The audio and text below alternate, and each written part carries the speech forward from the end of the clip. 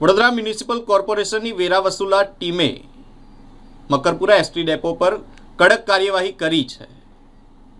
મિલકત વેરા વસૂલી દરમિયાન 1.9 કરોડનો વેરો બાકી રહેતા મકરપુરા એસટી ડેપોને સીલ કરવામાં આવ્યો છે. વડોદરા કોર્પોરેશન દ્વારા વિવિધ પ્રકારના વેરાની ઉઘરાણી માટે ઝુંબેશ શરૂ કરવામાં આવી છે, જેમાં લાંબા સમયથી મોટી રકમ બાકી રાખનાર બાકીદારો સામે કડક પગલાં લેવામાં આવી રહ્યા છે. આ દરમિયાન Gujarat state road transport corporation સંચાલિત મકરપુરા એસટી ડેપો પર આશરે 1.9 કરોડ રૂપિયા જેટલો વેરો બાકી હોવાનું સામે આવ્યું હતું, જેને લઈને પાલિકાના રેવન્યુ વિભાગની ટીમ એક્શન મોડમાં આવી છે.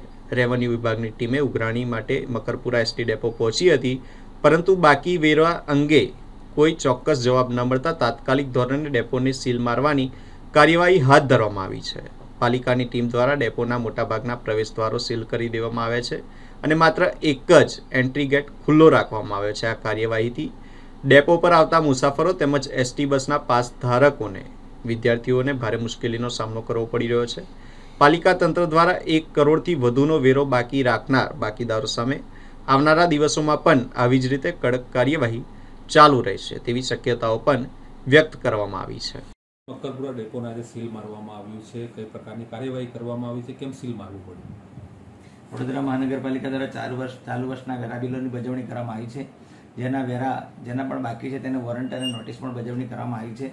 તેમ છતાં કેટલાક કરદાતાઓના વેરા બાકી હોય તેઓને વોરંટ આપ્યા બાદ સીલ કરવાની કાર્યવાહી ચાલુ છે. એના ભાગરૂપે આજરોજ વડોદરા મકરપુરા વિસ્તારમાં આવેલા એસટી ડેપોની મિલકતોને સીલ કરવામાં આવી છે અને તેઓને જે બાકી નાણાં છે તે ભરવા માટે ફરમાવવામાં આવ્યું છે. કેટલી દુકાનો છે સાહેબ? ટોટલ 489 જેટલી શોપ, ઓફિસ, દુકાનો વગેરે મળીને છે. એના ચાલુ વર્ષના અને પાછલા વર્ષના મળીને 1 કરોડ 9 લાખ જેટલી વેરાની રકમ વ્યાજ સહિત બાકી પડે છે. જો તેઓ વ્યાજ માફીમાં એક સામટા 1 ઇન્સ્ટોલમેન્ટમાં ભરશે તો 85 થી 86 લાખ રૂપિયા ભરવાના થશે. તેથી તેમને પણ એ રિક્વેસ્ટ કરવામાં આવી છે કે તમે એક સામટા ભરી દો તો તમને પણ વ્યાજ માફીનો લાભ મળી શકે છે. એક દુકાન સીલ મારી હતી અને ફરી તેમને ખોલીને કામગીરી કરવા માટે પરવાનગી આપવાની, એ શું છે? એમાં ટોટલ મકરપુરા એસટી ડેપોની ટોટલ કોમર્શિયલ કોમ્પ્લેક્સ અને ઇન્ક્વાયરી ઓફિસ સહિતની મિલકતોને સીલ કરવામાં આવી હતી.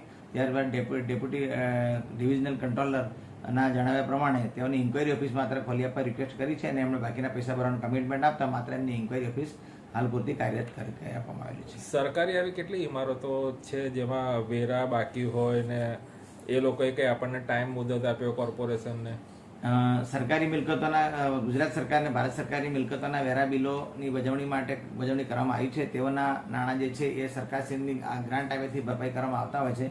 ખાસ કરીને એવી મિલકતો જે છે મામલતદાર કચેરી અને નર્મદા નિગમ, એસએસજી હોસ્પિટલ વગેરે વગેરેના જે છે તેઓના નાણાં પ્રક્રિયા હેઠળ છે અને ટૂંક સમયમાં ભરપાઈ કરવા જે થઈ જશે એવી એમની ખાતરી આપવામાં આવેલી છે. તો પછી પેમેન્ટ ના આવે તો સીલ મારશો?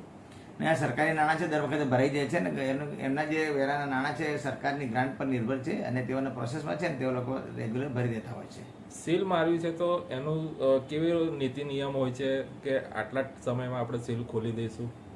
નાણાં ભરપાઈ કરે તો આપણો વિવાદ એનો અંત આવી જાય એટલે તરત આપણે ખોલી દેતા હોય છે. કોઈને વડોદરા મહાનગરપાલિકા તરફથી કોઈને એનું કામગીરી રોકવાનો બીજો કોઈ આશય હોતો નથી. એનો માત્ર વેરા વસૂલાત પૂરતો આશય હોય છે. વેરા ભરપાઈ કરે એટલે તરત એનું સીલ ખોલી રાખવામાં આવતું હોય છે.